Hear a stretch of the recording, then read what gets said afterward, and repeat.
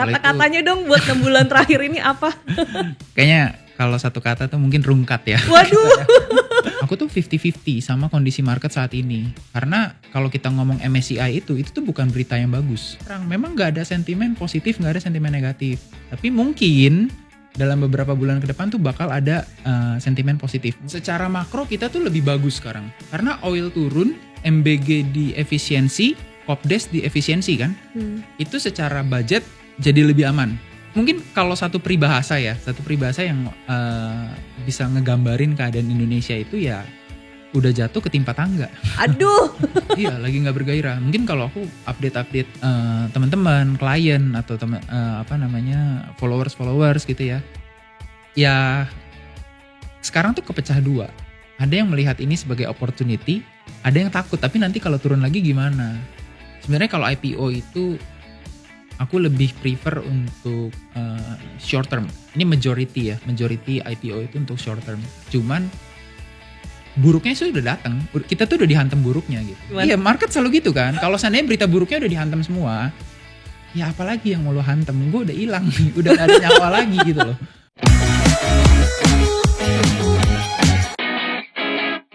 Hai, Cuanamis di sini, apa kabarnya di sana? Kalau kabarnya dunia saham ini nampaknya masih penuh dengan ketidakpastian ya. Terus gimana ya cara kita menghadapi ketidakpastian ini? Langsung saja kita ngobrol dengan salah satu praktisi saham, ada Hendriko Gani di sini. Terima kasih Riko. Halo Rizka. Sudah hadir. Udah diundang di Cuanamis Liputan 6. Ya. Riko, ini kan kita udah masuk bulan Juni ya. Bagaimana kamu mendeskripsikan situasi market kita dari Januari sampai Juni dulu nih? Kata-katanya dong buat 6 bulan terakhir ini apa? Kayaknya kalau satu kata tuh mungkin rungkat ya. Waduh. Ya kita kan koreksinya juga hampir sama kayak COVID ya. Bahkan sempat lebih tinggi daripada COVID kan. Ya otomatis ya sebenarnya bisa dibilang kita crash ya marketnya tahun ini gitu. Jadi 6 bulan terakhir ini nampaknya memang menjadi ujian begitu ya? Iya, ujian buat para investor saham ya. Terus tapi kalau menurut kamu sendiri selama 6 bulan terakhir ini ya, apa aja sih faktor-faktor yang mempengaruhi situasi akhirnya dinamis banget gitu ya situasi market kita? Iya sebenarnya banyak sih ya. Mungkin yang pertama itu kan MSCI ya, karena kita katanya mau di downgrade lah dari MSCI gitu. Itu jadi trigger pertamanya. Trigger keduanya itu sebenarnya karena oil gitu. Jadi oil itu naik karena US nyerang Iran. Akhirnya fiskal kita yang memang sudah mepet gitu ya, itu jadi harus diperbesar lagi gitu. Jadi mungkin bahasa halusnya pemerintah kita ini kurang pinter untuk realokasi budget gitu kan. Akhirnya fiskal kita melebar. Mulai itu ibarat main bola tuh dapat kartu kuning kan dari berbagai lembaga, S&P, Moody's gitu-gitu kan semua udah kasih kartu kuning nih. Fiskal lu lewat gitu. Nah ini yang akhirnya juga bikin investor tuh takut.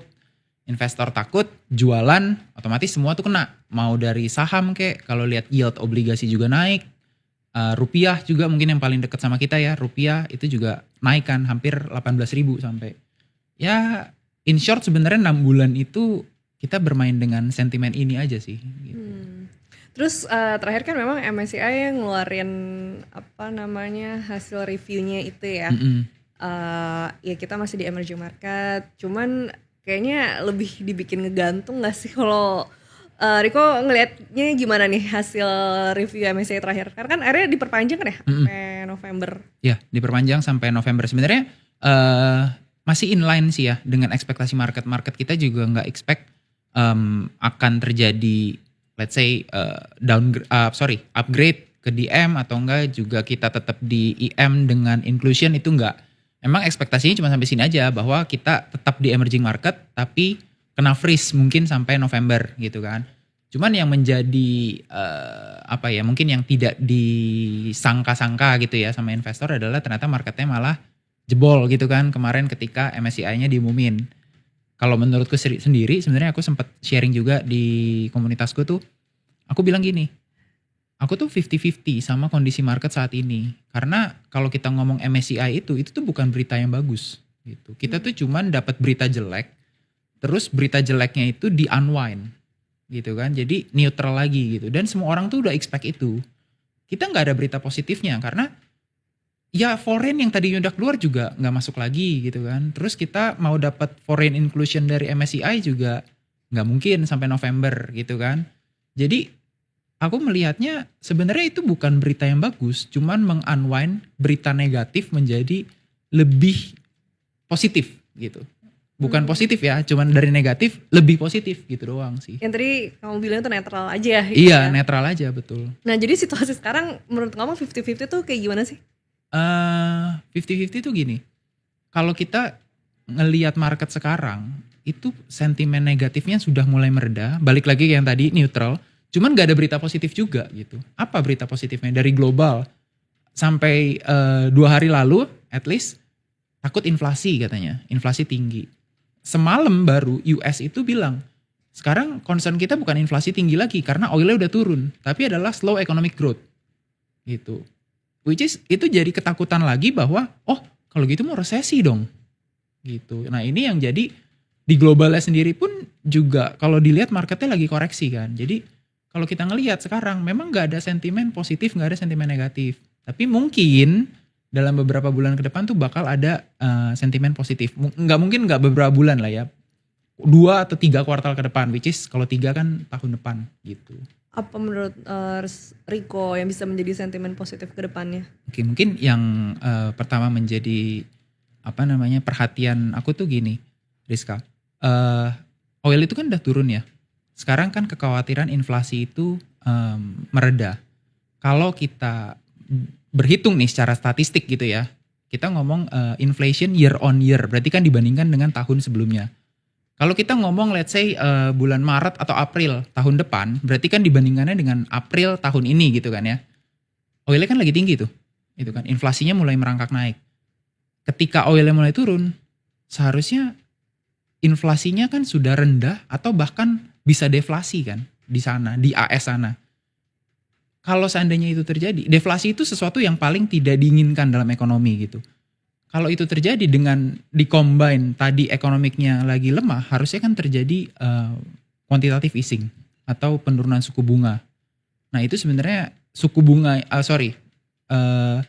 liquidity yang bakalan masuk ke market, itu bisa menjadi sentimen positif lagi gitu. Cuman kita kan harus nunggu data nih, kapannya itu inflasinya menjadi rendah, itu kan kita nggak bisa tebak karena kan cuman the Fed yang punya data lengkapnya gitu kan di sana. Jadi rasa-rasanya sih seharusnya dari posisi ini kalau view saya itu lebih ke arah neutral, kita menunggu sentimen positif gitu.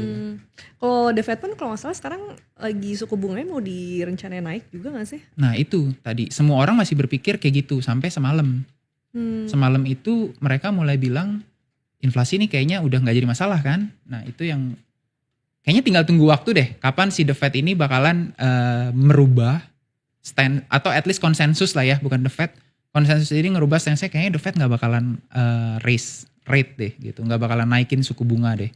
Bahkan kayaknya ada peluang buat cut rates. Cut rates ini kan sebenarnya bagus buat ekonomi satu sama financial market. Terus kalau emang situasi globalnya juga lagi nggak pasti, berarti market-market lain juga sebenarnya lagi nggak oke-oke aja juga gitu ya di luar sana. Iya betul. Kalau ngeliat US sekarang kan lagi koreksi gitu. Koreksinya pun sebenarnya nggak dalam-dalam banget sih, ranging aja gitu. Terus kalau kita ngeliat Kospi misalnya, Kospi itu sekarang volatility tinggi sekali kan Korea itu. Kalau kita ngeliat China juga nggak bagus gitu. Literally semuanya ya sama kayak kita at this point gitu ya. Semua menunggu berita positif gitu. Negatifnya malah di US nih baru kepikiran kemarin nih, gimana kalau kita resesi? Gitu. Jadi lagi pada mengalami perlambatan juga ya. Iya benar. Tapi makro kita sendiri, maksudnya secara fundamental tahan gak sih dengan situasi kayak gini? Secara makro kita tuh lebih bagus sekarang. Karena oil turun, MBG di efisiensi, Kopdes di efisiensi kan. Itu secara budget jadi lebih aman gitu. Sebenarnya pun kemarin kita kalau boleh dibilang koreksi di IHSG itu lebih parah daripada pelemahan ekonomi yang sebenarnya juga gitu. Karena kan ada faktor ketidakpercayaan terhadap pemerintah gitu kan. Politik lah ya, simpelnya gitu. Keadaan politik di dalam negeri pun kalau kita mulai ngikutin itu udah lebih baik daripada Waktu IHSG jebol, rupiah juga jebol, bond yield naik gila-gilaan, itu sekarang udah mulai mendingan. Gitu. Iya, tapi mendingan cuman IHSG akan stuck di 6.000 aja nih. Kalau Hopefully sih menurutku naik ya. gimana? Hopefully sih naik ya, karena kalau kita mikir sebenarnya gini, kalau mungkin ngelihatnya dari perspektif sedikit teknikal gitu ya. Kalau kita ngelihat volume perdagangan IHSG itu rendah sekali gitu. IHSG itu per kemarin kalau nggak salah tanggal 24 Juni itu cuman 13 triliun dari biasanya sekitar 20-an triliun. Which itu turun 35%-an daripada biasanya gitu ya. Sebenarnya transaksinya kan berarti tipis sekali gitu loh. Dan kalau kita biasa ngelihat market, kita ngelihat ini tuh bid offer tipis sekali. Jadi ada orang yang mau jualan sedikit, itu harganya turunnya bisa signifikan. Gitu. Coba Rizka liatin beberapa saham yang volumenya itu gimana beberapa hari terakhir gitu ya. Volumenya tuh kecil-kecil sekali gitu loh. Jadi ada transaksi buying pressure atau selling pressure dikit, harganya tuh langsung gerak naik gerak turun gitu loh. Nggak banyak orang yang mau bertransaksi, apalagi kalau dia punya view jangka panjang gitu ya. Mereka tuh masih bingung ini kalau gua ambil posisi sekarang beritanya bakal jadi bagus nggak? Karena kalau nggak jadi bagus otomatis jadi nyangkut di dalam dengan resiko yang kita belum tahu gitu. Tapi kalau jual sebenarnya sayang juga ya, karena kalau kita ngejual sekarang valuasinya tuh udah murah, sentimennya tidak seburuk kemarin. Jadi ya kita ngambang aja ya mungkin kok ngomongnya ya. Itu juga karena kita masih ketergantungan dengan asing juga gak? Dan asing pun juga mungkin sekarang lagi gimana ya, kalau diceritain dengan adanya situasi global yang gak pasti, ya mereka juga lagi lebih hati-hati juga gak sih? Iya, betul. Asing itu juga lebih hati-hati dalam invest agresif ya. Indonesia itu kan mau kita bilang beli BCA, BRI, Mandiri itu aman, buat asing itu resiko.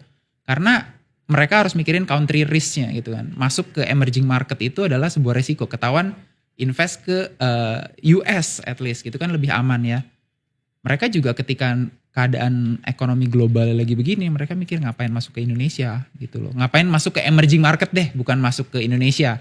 Lebih baik main aman dulu nih, main aja di US gitu sih. Jadi maksudnya secara psikologis kan kadang kita tuh memikirkannya adalah ini apakah karena lembaga-lembaga rating MSCI dan sejenisnya yang memberikan rating yang jelek belum gitu memuaskan atau memang secara psikologis dari mereka pun lagi nggak mau ngambil resiko besar karena situasi I think global ini ya.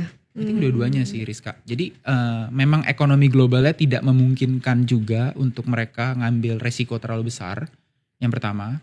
Yang kedua, dengan penurunan atau downgrade tadi, meningkatkan resiko kita kan. Jadi resiko kita tuh sudah tinggi, ditingkatkan lagi jadi lebih tinggi karena downgrade dari lembaga rating dan MSCI itu kan.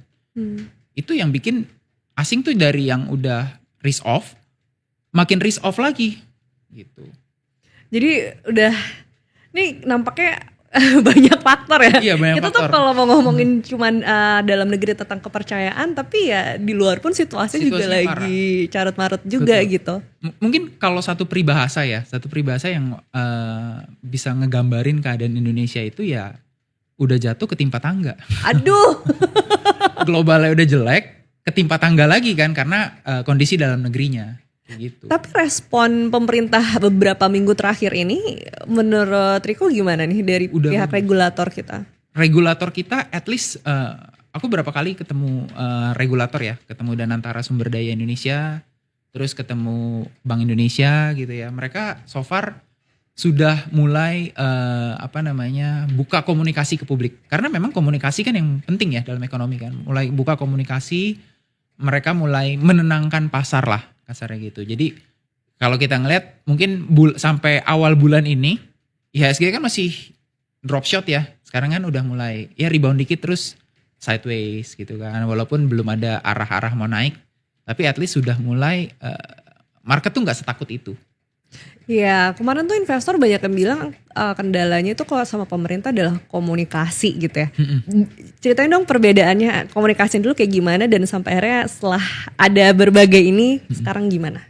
Oke, mungkin komunikasinya yang contoh ya yang bikin investor itu bingung adalah misalnya pengumuman waktu itu Pak Prabowo bilang meluncurkan Danantara Sumber Daya Indonesia, gitu kan, DSI.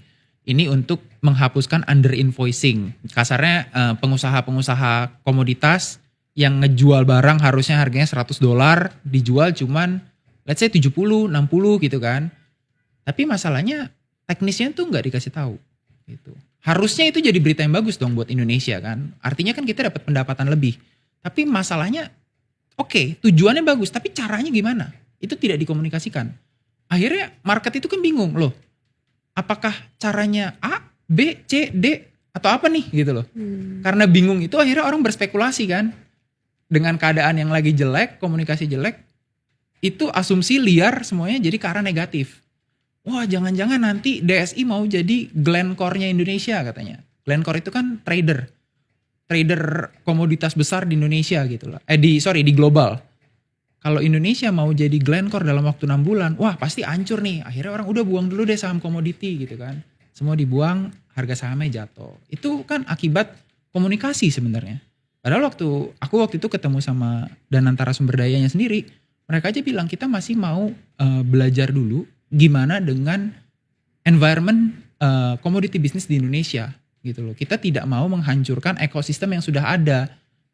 Dari kata-kata mereka kan kita mau belajar. Sebenarnya mereka juga belum tahu nih nantinya akan seperti apa fungsi mereka gitu. Tapi karena pemerintah komunikasinya kurang jelas, banyak asumsi, jadi marketnya juga dihajar. Saat itu ya. Saat itu. Sekarang gimana nih ngelihat komunikasinya? Sekarang udah mulai terbuka gitu. Itu yang relief juga ya buat kita ya, bahwa udah terbuka. Dan yang paling penting sebenarnya kan juga pemerintah sudah mulai menunjukkan bahwa dia concern terhadap fiskal dia. Contohnya, oke, MBG kita akan efisiensikan, Kopdes kita akan efisiensikan. Itu kan udah ngasih signal ke market gitu. Sebelumnya kan nggak ada. Gitu. Itu komunikasi-komunikasi yang sebenarnya seharusnya dilakukan oleh pemerintah supaya investor tuh tenang. Ekonomi tuh nggak kayak 1 + 1 sama dengan 2. Tapi kita harus mengkomunikasikan gimana caranya kita menambahkan 1 ditambah 1 ini jadinya 2. Itu yang kurang di pemerintah. Ya, dan sekarang nampaknya udah mulai bergerak cepat sehingga tadi bisa membuat market pun back to neutral itu ya, dengan situasi saat ini. Betul. Nah, yang tersisa adalah sekarang retail nih, maksudnya dengan situasi yang tadi ya sentimen negatif udah nggak ada, tapi positif jadi tunggu-tunggu masih belum muncul. Lagi nggak bergairah dong market kita saat ini. Iya, lagi nggak bergairah. Mungkin kalau aku update teman-teman, klien atau followers gitu ya. Ya sekarang tuh kepecah 2.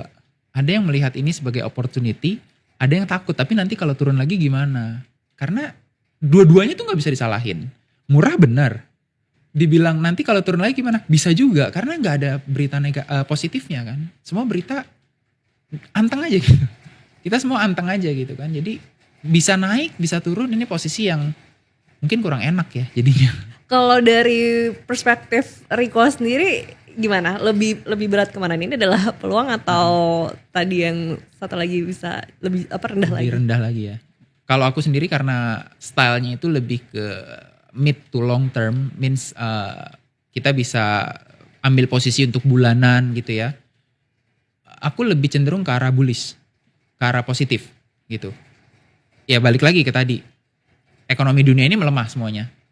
Kalau semua udah berpikir melemah, pasti distimulus dong. Pemerintah kita kan punya suatu sistem gimana supaya ekonomi ini kalau melemah, oh gue harus ngapain nih gitu kan. Jadi ketika itu terjadi biasanya dikasih stimulus. Jadi itu mereverse outlook yang sudah negatif di luar gitu ya. Di luar kan negatif nih, beda sama di Indo gitu ya. Di luar itu kan lagi outlooknya, kayaknya bisa resesi, bisa negatif gitu. Itu ke reverse jadi positif. Indonesia yang tadinya neutral itu bisa juga ikut gerbong. Kita nggak bisa bikin gerbong sendiri lah, kita pasti ngikut global gitu kan. Begitu globalnya positif, dalam negeri kita sudah baik, seharusnya kita bisa ikutan rally. Kayak indeks-indeks saham di luar sana yang rally selama kita koreksi kemarin gitu. Cuman takes time ya? Pasti takes time. Dan berarti yang dibutuhkan kesabaran saat ini secara psikologis. Dan mental yang kuat aja gitu ya? Betul. Berarti apa sih kalau dari Riko sendiri emang momen sekarang itu lebih mending back to basic aja style investasinya atau kayak gimana? Kalau aku sebenarnya lebih suka ke gini, kalau kita nggak terlalu pinter-pinter amat lah ya kasarnya ya, kita nggak tahu-tahu banget tentang market. Menurutku ini apa ya, simpel, gampangnya cacing-cacing naga-naga deh gitu. Kalau seandainya kita nebak IHSG bullish aja gitu ya, beli banking tuh pasti naik juga kok gitu. Kalau kita salah tebak, mau beli banking juga pasti hancur ke bawah gitu. Jadi sebenarnya nggak usah susah-susah amat. Pemilihan saham itu pilih aja yang gampang. Kalau seandainya bullish dia naik, kalau seandainya bearish dia turun gitu kan. Tinggal yang diperkuat itu tesis on makronya gitu. Makronya ini gimana? Apakah kita melihat ada potensi bullish? Kayak tadi kan kalau aku bullish gitu ya. Atau sebenarnya wah ini kayaknya enggak nih, kayaknya bakalan resesi lah atau bakalan makronya tambah parah lah gitu. Karena kalau aku ngeliat semua kinerja dari emiten itu bagus kok gitu. Jadi kalau di market kan ada dua, ada company risk, ada market risk. Which company risknya sebenarnya aman. Tinggal nih market risk. Market risk ini kan berhubungan dengan makroekonomi baik global ataupun domestik. Gitu. Kita tinggal tebak itu aja. Maksudnya dari secara fundamental emiten-emiten kita tuh oke gitu ya? Oke. Tapi apa nih sektor-sektor yang menurut Riko berpeluang saat ini? Kalau aku suka yang pertama banking pasti. Itu udah ya karena pandangan aku bullish ya. Banking itu jadi kayak duit gampang lah kasarnya. Dari dividen ya? Apa gimana? Enggak, aku rasa nanti juga akan naik. Banking itu ya pertama dividen besar untuk beberapa emiten, Himbara terutama gitu kan. Tapi selain dividen, valuasi juga murah gitu. Jadi ketika mood dari market ini berubah dari negatif jadi positif, itu saham pasti valuasinya akan kembali ke normal. Dari murah ke normal gitu ya. Kita nggak ngomong jadi mahal gitu ya. Ke normal aja, itu kan udah kasih kita gain. Gitu. Itu yang pertama. Kedua aku suka sebenarnya komoditas. Komoditas itu menurutku selain energi ya, karena energi itu kan lagi turun tuh. Energi itu kan oil, coal, sama gas. Selain tiga itu menurutku masih cukup menarik sih. Gitu, komoditi. Sisanya ya mungkin bukan sektoral tapi emiten-emiten yang mungkin teman-teman kalau cari dia punya growth story, dalam arti mungkin mau mengakuisisi apalah, itu kan akan selalu ada kan, akuisisi apalah, right issue untuk apalah. Nah itu mungkin juga menjadi ketertarikan market baru. Kalau aku sebutnya thematic stocks gitu. Mungkin itu jadi tematik yang baru gitu.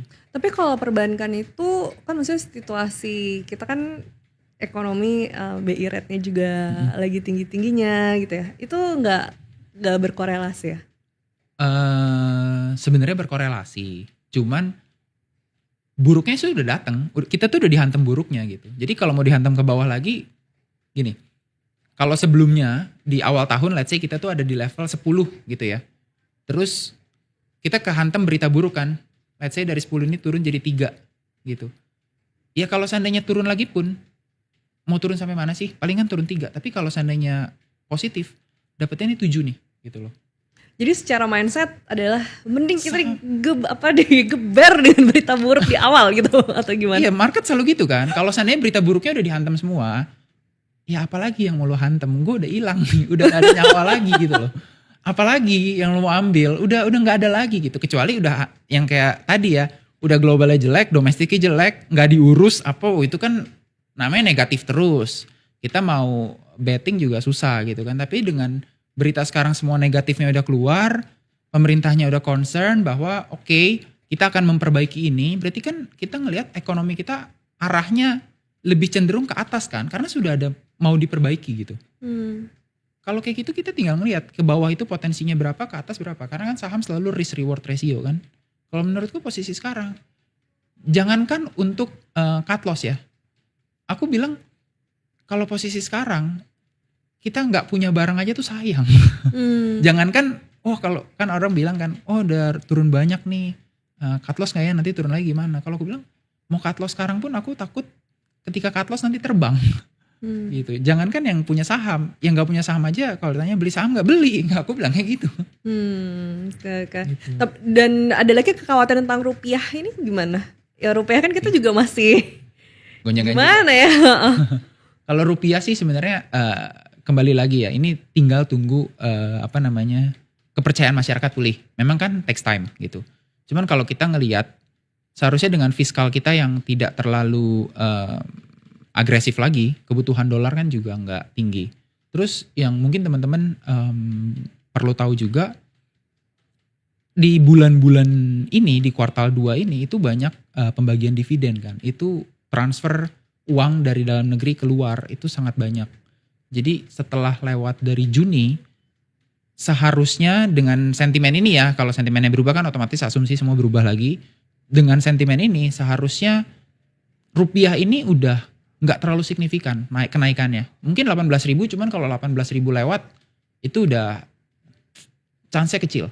Bukan nggak mungkin, peluang itu pasti selalu ada, cuman kan kecil kita bilang. Aku ngelihatnya kecil gitu. Jadi lebih ngelihat ke arah oke, rupiah mungkin bisa menguat.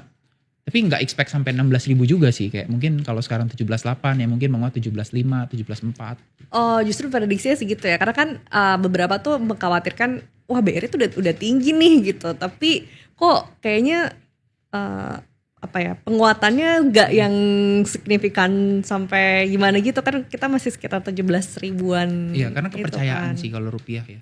Semua nggak percaya, even kita, warga kita aja itu banyak yang menukar rupiah mereka menjadi dolar karena ketakutan kan. Wah, ntar rupiahnya 19.000, katanya 20.000, 21.000 gitu kan.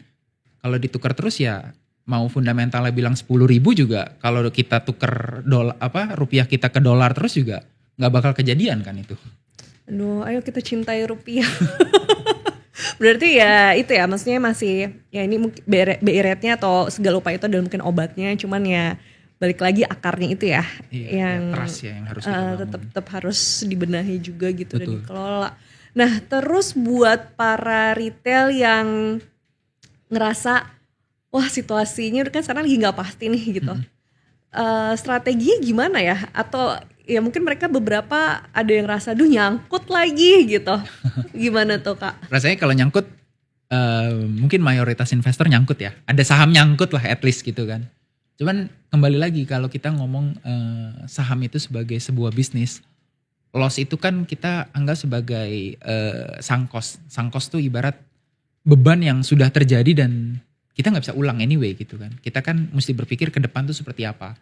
Nah kalau aku pribadi sebenarnya ngelihat kalau strateginya sama nih untuk midterm, seharusnya di level ini kita punya posisi. Dalam arti kita punya sahamnya. Tapi memang nggak bisa kita ngomong, oh all in nih. Karena waktu IHSG naik tahun lalu kan semua orang bilangnya cacing-cacing naga-naga nih gitu kan. Kita sekarang itu harus punya posisi tapi jangan posisi yang sampai semua harta ada di saham. Gitu. Kita harus tetap masih punya cash sambil menunggu kepastian. Gitu. Investor suka kepastian anyway. Jadinya ketika saham kayak gini kita tahu valuasi murah, kelihatannya akan bagus gitu ya. Kita punya posisi. Nanti begitu yang kita ekspektasikan terjadi, oh jadi bagus nih. Itu gampang, kita average up aja. Time to buy juga dong sekarang. I think sebenarnya. I think ya. Tapi ya harus sabar-sabar itu Sabar ya, jangan terlalu nafsu dulu. Marketnya belum bullish. Gitu. Iya, Mungkin aku ngelihatnya lebih ke arah penurunan terbatas, kenaikannya lebih tidak terbatas gitu. Situasi saat ini. Iya, kalau aku gambarin ya mungkin. Oke. Nah, terus yang juga lagi rame tuh pada ngincer saham-saham IPO. Kan lagi banyak tuh keluar list-listnya. Kalau menurut Riko sendiri situasi sekarang buat yang pengen cari cuan lewat saham IPO gimana? Saham IPO ya. Sebenarnya kalau IPO itu aku lebih prefer untuk short term. Ini majority IPO itu untuk short term. Kecuali ya memang ada beberapa yang oke banget kayak misalnya waktu itu Pegeo IPO itu kan memang kita pegang panjang pun fundamentalnya memang ada gitu ya. Cuman kalau seandainya mayoritas IPO itu menurutku lebih ke arah short term karena satu yang pasti aja tuh biasanya valuasinya mahal gitu. Jadi kita harus lebih aware akan valuation, bukan cuman kita harus lebih aware terhadap pertama kan valuasinya ini mahal, mau dibilang fundamentalnya bagus, labanya tumbuh lah apa, tapi kalau valuasi mahal kan nggak 100% bagus juga gitu ya. Cuman kalau short term itu aku mungkin ngelihatnya bukan fundamental. Kalau kayak IPO itu kan short term ya.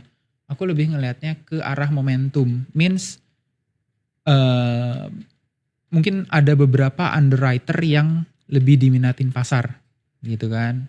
Misalnya biasanya tuh kalau underwriternya HP, Henan Putirai, market suka gitu. Atau enggak KI, itu kan market suka. Mungkin nyari-nyari yang underwriter yang punya track record bagus dalam IPO-nya gitu. Kalau udah naik, ya udah aku jual gitu. Dan ngelihat juga ini siapa punya gitu.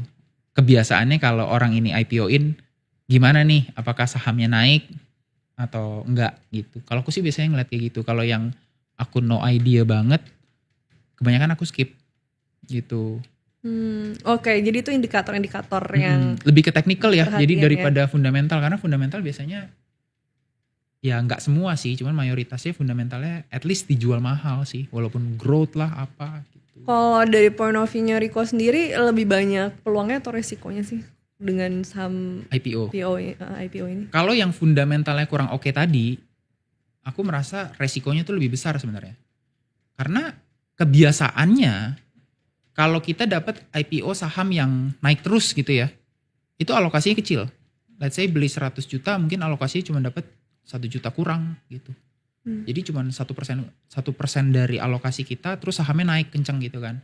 Tapi kalau kita beli 100 juta dan dia turun, itu kita bisa dapetnya gede alokasinya. Jadi kalau tuh naik kayaknya nggak berasa, kalau turunnya berasa. Jadi kayaknya risk rewardnya kurang menarik buat aku kalau IPO. Dan rata-rata kesalahan orang tuh apa sih dalam IPO menjalani saham IPO? Orang tuh ngelihatnya kalau IPO itu duit gampang karena beli aja nanti naik gitu katanya. Dalam suatu waktu tertentu memang itu terjadi gitu. Let's say dari 10 IPO 9 naik. Tapi kita dapetnya misalnya 1% gitu. Naruh 100 juta dapat 1 juta naik. 2 beggar dapat 2 juta. Begitu terus sampai 9 gitu ya. Kita dapat 18 juta. Sekali tembak yang ke 10, 100 juta dapat alokasi misalnya 50%, 50 juta. Turun 2 kali. 10% aja. Hilangnya ada 20 juta. Gain 18 juta dari 9 saham IPO itu hilang dalam satu IPO. Jadi menurutku nggak fair ya permainannya. Jadi aku kurang suka gitu sih. Iya, bukan stylenya lah ya. Bukan stylenya.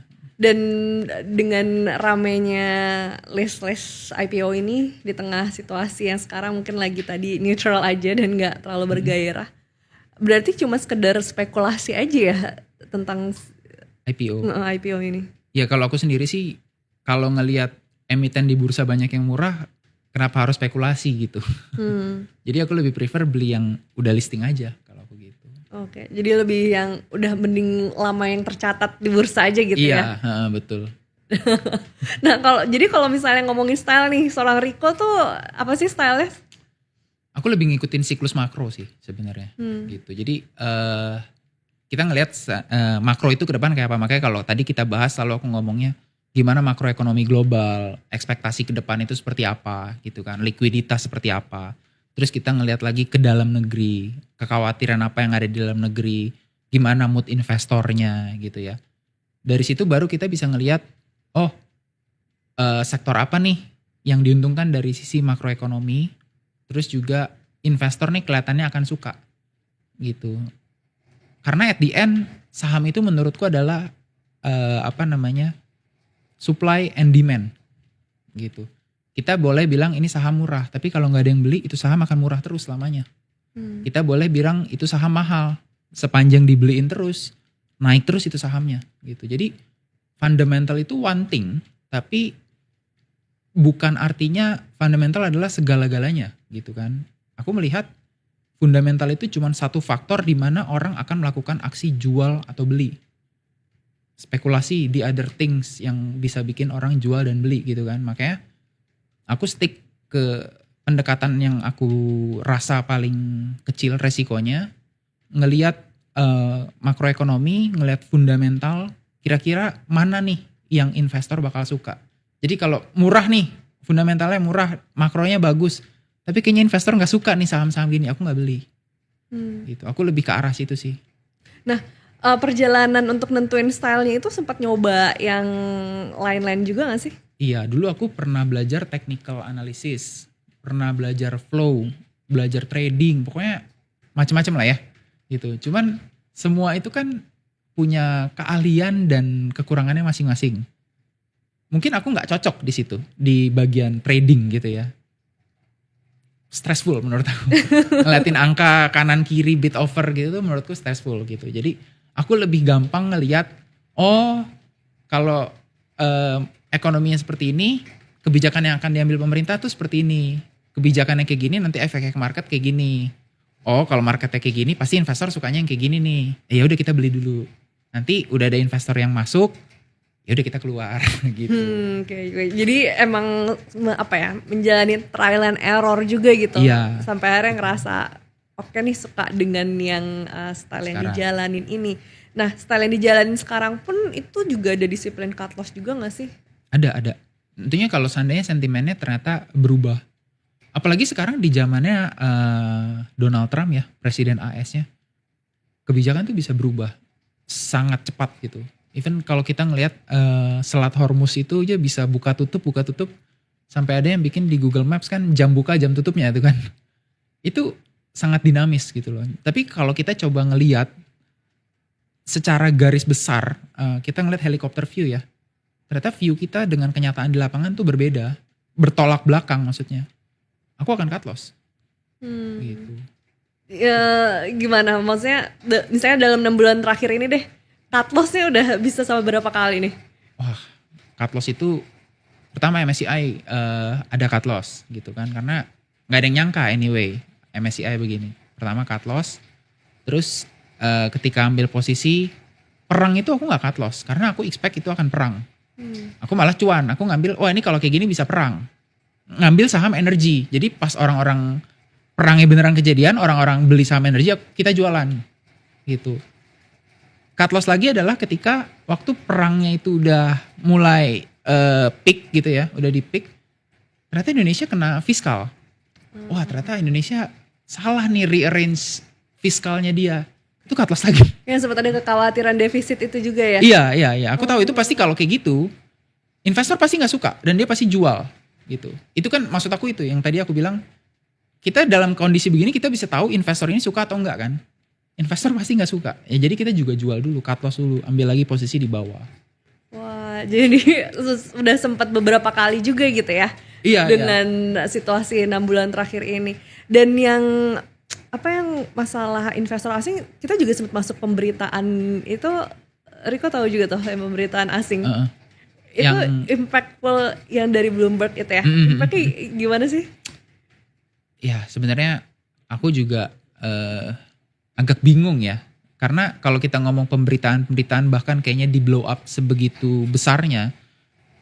Aku gak merasa Indonesia itu sejelek itu kok gitu. Kalau sejelek yang diberitakan, mungkin bubar kita. Sebagai negara gitu ya, kita bubar. Cuman masalah aku gak ngeliat, even 98 aja tuh kita belum bubar loh gitu. Dan kita tidak even mendekati 98. Kenapa kita diberitakan seolah-olah mau bubar gitu. Mungkin kalau konspirasi pada bilang, wah ini antek-antek asing gitu kan ya. Rasanya mau dibilang, enggak mungkin. Negara kita memang jelek. Kayaknya ada benernya juga nih, ada antek-antek asingnya gitu loh. Kenapa di blow up sebegininya gitu. Karena kita gak sejelek itu. Cuman kalau orang bilang ekonomi kita sangat bagus apa semacam, harus diakui memang kita melakukan sedikit blunder. Artinya ekonomi kita memang tidak sebagus itu. Cuman jangan seolah-olah jeleknya 3, kita diberitakan jeleknya seolah-olah -10 dong gitu loh.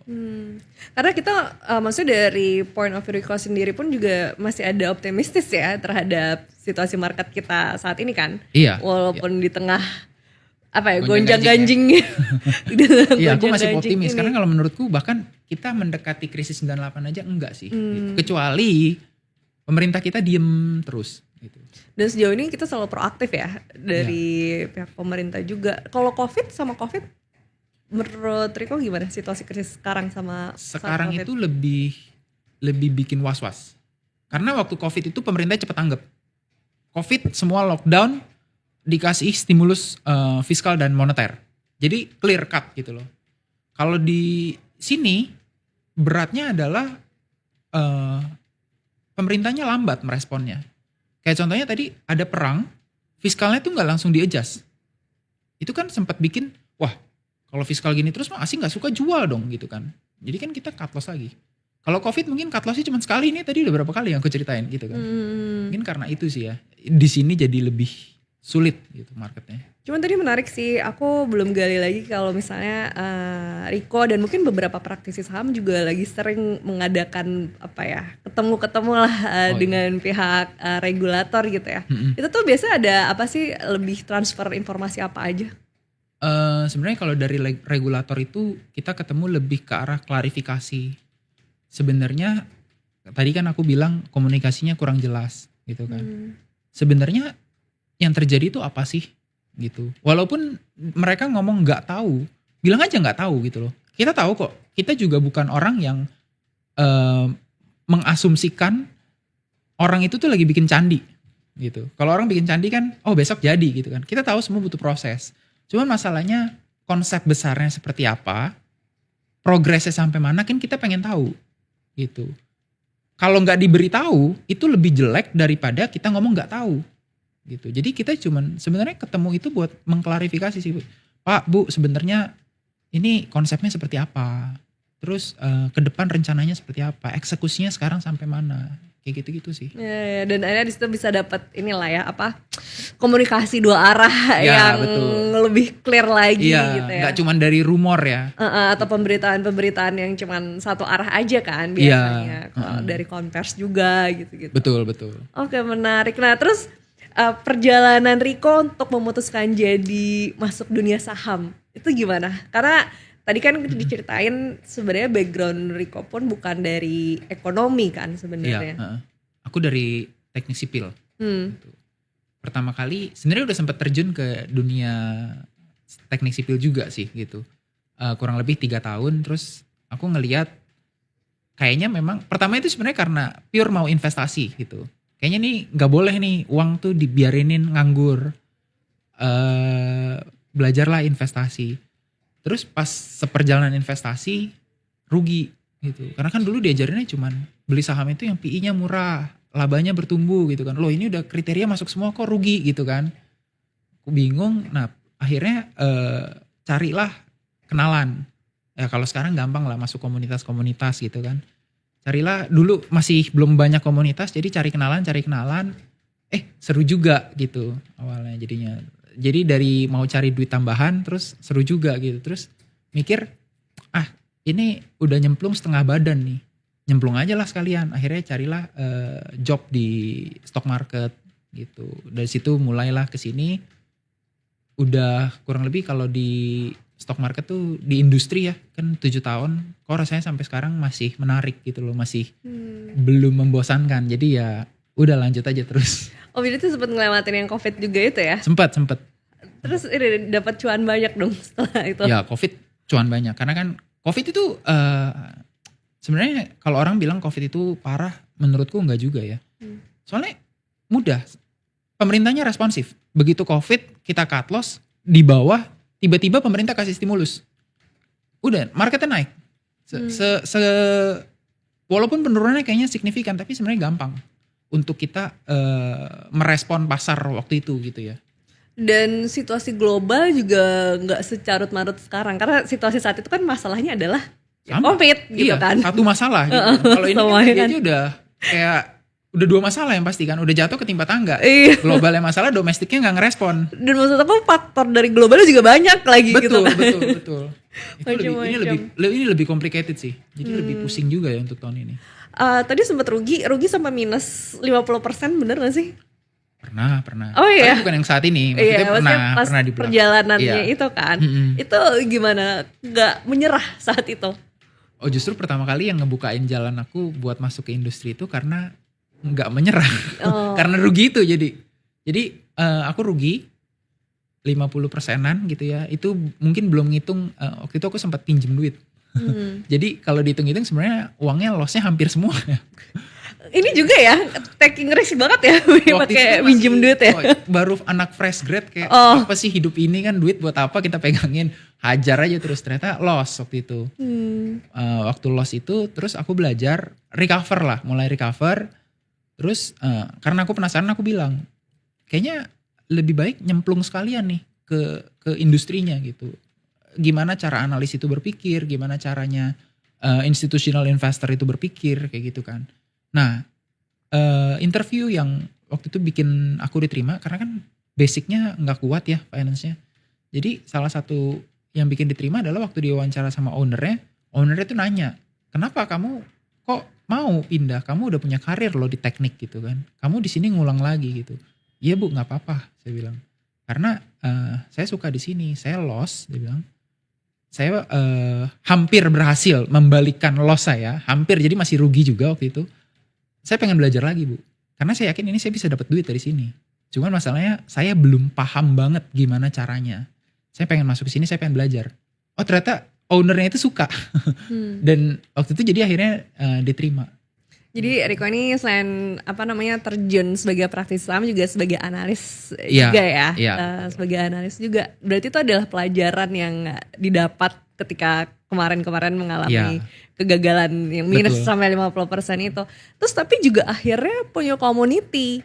Riko tadi kan ceritanya aku masih pengen banyak belajar, tapi juga akhirnya memilih edukasi itu gimana? Sebenarnya kan kalau kita mau sharing, aku ngomongnya ya, mungkin kalau kita mau sharing kan kita nggak harus jadi profesor dulu, atau kita harus jadi orang yang paling pintar gitu kan. Kita kan nggak harus seperti itu. Tapi yang aku lihat adalah aku berhasil dengan cara seperti ini gitu ya. Aku ngelihat waktu itu beberapa teman-teman tuh sebenarnya bingung karena kurangnya informasi dan pengetahuan gitu kan sebenarnya. Jadi yang aku mau sharing di community itu adalah begini loh cara berpikirnya. Aku nggak mau, mungkin ini balik ke personal ya. Aku tuh nggak suka kalau orang even ngasih, lu beli ini gitu. Terus aku nggak tahu apa-apa aku beli gitu. Aku tuh kurang suka kayak gitu. Makanya itu juga yang aku terapin di komunitas. Aku sharing cara berpikirnya, aku sharing informasinya. Tapi keputusan harus di masing-masing gitu.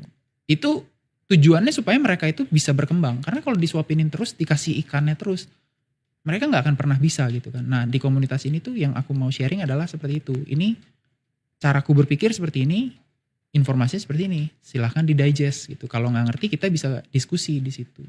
Dan ternyata banyak banget ini ya orang-orang baru yang terjun ke market ya. Kalau dari community. Yang terjun ke market tuh jujur banyak sih ya, karena kan. Dan baru semua tahun ini atau? Banyak kan tahun lalu. Tahun ini jarang sih ya. Tahun lalu yang waktu market itu gila-gilaan itu, gila investor baru tuh kayak even di komunitas aku yang join itu aku tanya udah berapa lama di market, baru 2 bulan, baru sebulan gitu. Dan melihat situasi di tahun berikutnya itu tahun ini gimana tuh mereka? Lumayan shock ya. Lumayan shock ya. Tapi kita semua pasti shock sih karena ngerasa tahun lalu tuh lagi hype-nya banget kan semuanya. Betul. Boleh gak sih kasih bocoran juga gitu ke teman-teman di sini yang tadi Riko bilang bahwa sebenarnya paling terpenting adalah cara berpikirnya dengan background Riko juga sebagai analis, beberapa pengalaman juga gitu ya sebagai praktisi saham. Sebenarnya apa sih cara berpikirnya yang dirasa tepat gitu menurut Riko untuk terjun ke saham ini? Oke, jadi mungkin cara untuk cuan di market kan banyak ya. Ibarat kayak bela diri itu kan banyak aliran. Ada Wing Chun, ada Kung Fu, Taekwondo, apa segala macam. Setiap orang itu punya kelebihan dan kekurangannya masing-masing. Setiap metode juga punya kelebihan dan kekurangannya masing-masing. Nah kalau aku pribadi, aku tuh selalu melihatnya yang harus kita ukur itu adalah seberapa besar kita bisa mengambil resiko dan seberapa besar kita bisa dapat cuannya. Atau orang sekarang gampang ngomongnya risk reward ratio ya, gitu kan. Nah, kalau aku pribadi karena ngambil jalur makroekonomi dan juga midterm gitu ya. Yang paling penting itu menurut aku kita bisa memahamin apa yang akan menjadi minat buat investor untuk membeli saham itu. Jadi at the end kalau kita mau jual lagi saham kita harus mau tahu dong, ini kira-kira yang mau beli saham gua di harga lebih tinggi itu siapa? Kayak gitu. Itu yang selalu jadi yang aku pikirin sebelum beli gitu. Kalau seandainya aku merasa, oh ini saham bagus. Tapi siapa yang mau beli? Orang gak liquid. Satu offernya, setiap offer cuma satu lot maksudnya. Investor mana yang mau beli? Wah gak bisa jualan. Atau gak bisa beli banyak. Aku akan skip. Gitu. Walaupun fundamentalnya murah. Tapi kalau aku tahu, ini barang murah. Terus investor pasti suka. Aku beli. Gitu. Jadi kalau aku pribadi dengan style ini, yang aku pikirkan adalah kira-kira siapa yang mau beli saham gua di atas harga beli gua dengan margin yang lumayan. Aku nggak mau marginnya cuma 1-2%, karena kan mikirnya capek. Masa margin cuma 1-2% gitu. Cari yang marginnya let's say ngasih 30%, 40% minimal gitu loh. Kalau itu menurut aku sih yang penting kalau dari strategi aku seperti itu. Dan rata-rata kesalahan investor pemula yang range-nya mungkin masih under 1 tahun ke bawah, itu apa sih rata-rata? Mereka tuh nggak tahu apa yang mereka beli gitu. Balik lagi tadi, strategi kan banyak. Mereka tuh gak punya strategi. Sesimpel aku nanya Rizka beli saham apa? Aku beli BCA. Oh terus aku ikutin. Kenapa BCA? Apakah Rizka ini tipe scalper? Atau swing trading? Atau makroekonomi? Atau fundamental value investing? Atau apa? Kan kita gak tahu gitu loh. Ntar tiba-tiba ketemu lagi Rizka, BCA gimana? Turun nih gitu. Loh aku udah jual, kemarin kan naik 2%. Loh aku pikir kan ini untuk jangka panjang aku pikir gitu misalnya. Itu kan beda. Jadi orang itu cuman apa ya, melihat apa yang direkomendasikan orang itu, oh ini bagus nih karena background orangnya.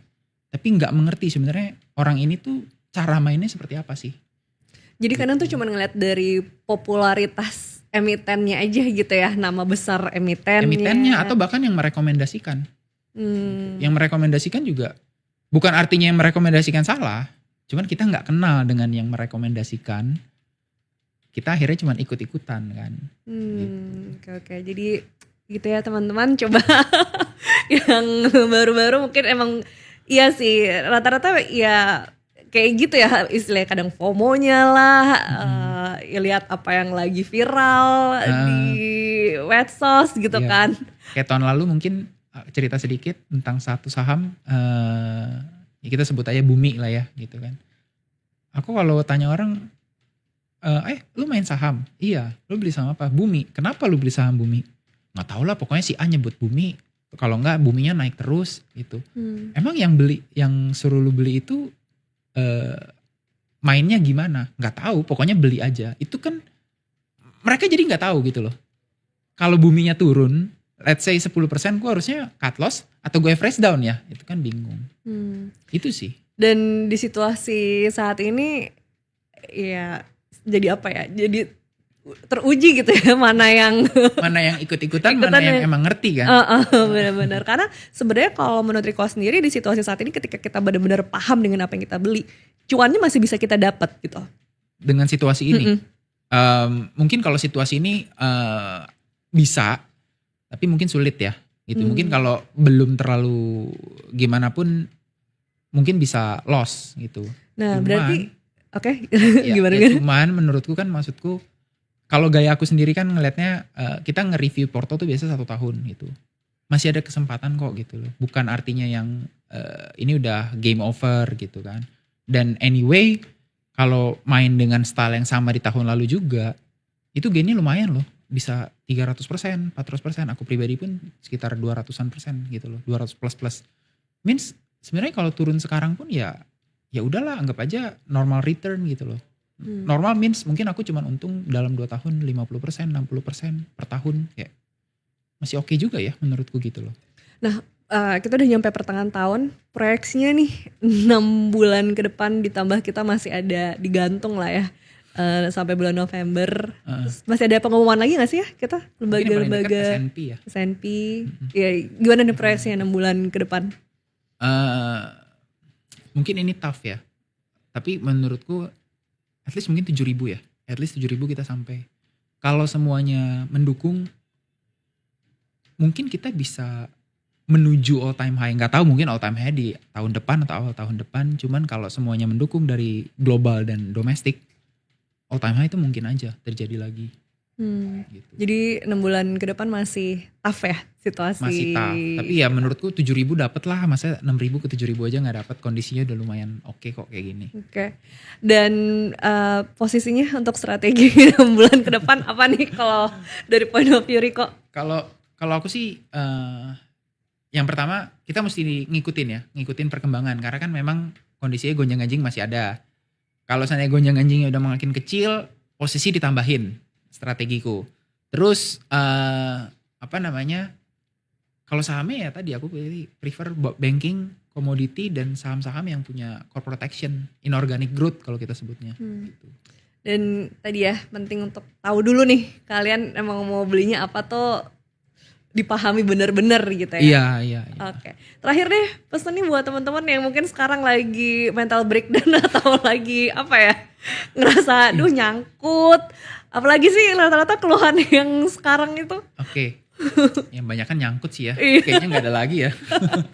Ya mungkin kalau yang teman-teman yang masih nyangkut, menurutku pesannya nggak usah sering-sering mantauin market dulu, terutama yang memang strateginya sama gitu ya, untuk mid term, long term gitu. Nggak usah diliatin dulu. Ya mungkin daripada ngeliatin platform OLT, lebih baik ngikutin portal berita gitu. Liputan 6 misalnya gitu kan. Thank you. Ngelihat aja ekonomi domestik gimana. Terus juga sekarang sosmed itu juga banyak. Aku suka ngeliatin X, itu banyak yang bahas tentang global economic macro gitu kan.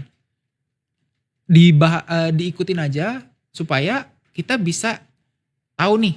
Oh, ini kan market lagi neutral ya tadi aku bilang kan. Kalau bearish kita harus cut nih di sini.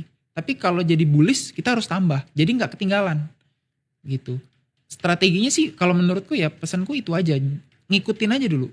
Pilih sahamnya nggak usah yang pusing-pusing banget. Ikutin nanti tinggal add or disposition aja di posisi sekarang. Nggak usah terlalu diliatin, kalau udah minus kita mau sembah sujud kemana juga itu nggak bakal jadi hijau kan. Oke. Jadi ya ini adalah momen belajar yang sangat berharga memang ya tahun ini, dan ya kita jadi lebih kayaknya momen untuk slow down aja dulu ya. Iya. Ikutin ikutin arusnya aja gitu.